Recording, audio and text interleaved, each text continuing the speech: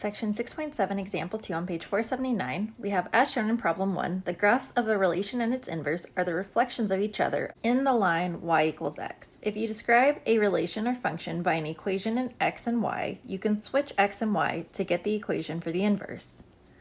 So example 2 says, what is the inverse of the relation described by y equals x squared minus 1?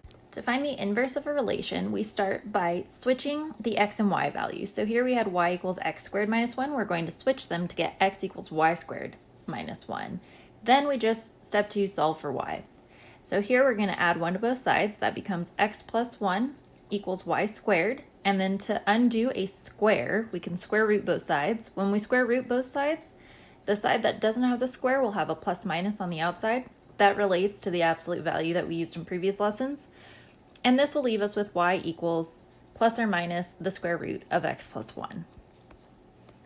The work for this problem is written out on the next slide. And now I would like you to try number 3, find the inverse of each function. Is the inverse a function? Y equals 4 minus 3x.